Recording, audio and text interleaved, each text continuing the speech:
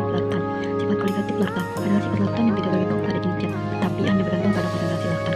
Sifat koligatif ini terdiri dari penurunan tekanan uap, jenuh, kenaikan titik didih larutan, penurunan titik debu larutan, dan tekanan osmotik larutan. Konsentrasi larutan adalah besaran yang menyatakan jumlah zat terlarut, dinyatakan dengan molalitas, fraksi mol, dan kadar.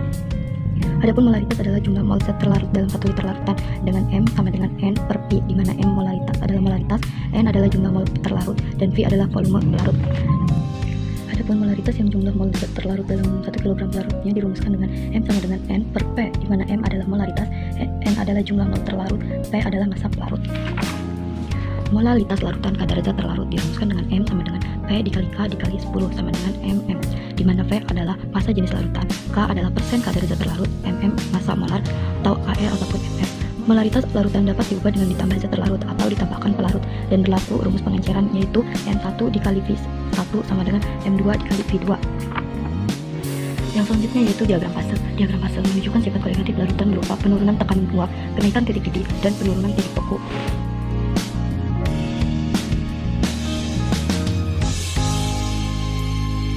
Adapun keterangan dari gambar tersebut yaitu AO adalah kesetimbangan padat gas pelarut atau garis sublimasi, BO adalah kesetimbangan cair padat pelarut garis beku, CO adalah kesetimbangan cair gas pelarut garis didih, AO aksen adalah kesetimbangan padat gas larutan garis sublimasi, BO aksen adalah kesetimbangan cair padat larutan garis beku, dan CO aksen adalah kesetimbangan cair gas larutan garis didih. Kemudian O adalah titik triple pelarut dan O aksen adalah titik triple larutan. Penurunan tekanan uap. Penurunan tekanan uap adalah penurunan tekanan uap larut yang ditimbulkan oleh zat terlarut pada suhu konstan.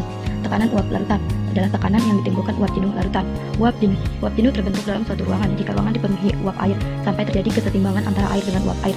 Laju penguapan sama dengan laju pengembunan.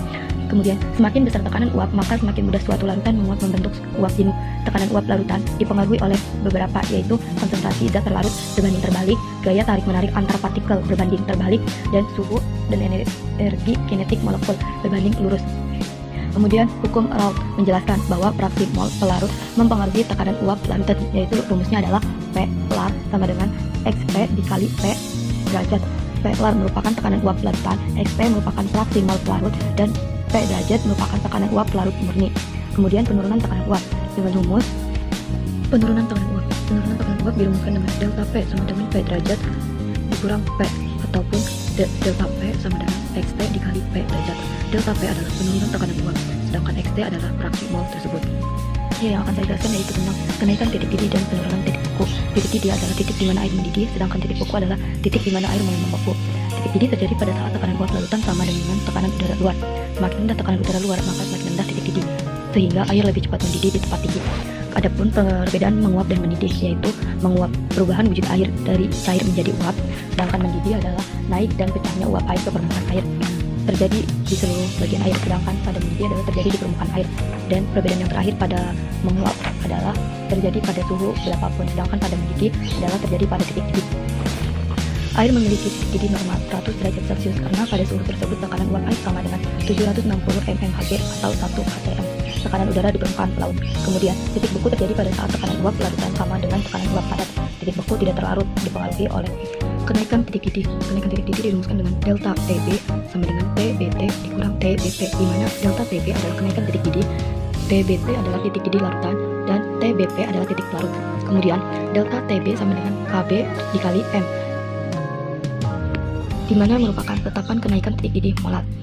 Selanjutnya yaitu penurunan titik beku dirumuskan dengan delta TF sama dengan TFP dikurang TFI, di mana delta TF adalah penurunan titik beku, TFP adalah titik beku larutan, dan TFI adalah titik beku pelarut. Kemudian rumus yang kedua yaitu delta TF sama dengan KF dikali M, yang merupakan tetapan nurun. Sekian penjelasan dari saya, lebih kurangnya mohon maaf. Wassalamualaikum warahmatullahi wabarakatuh.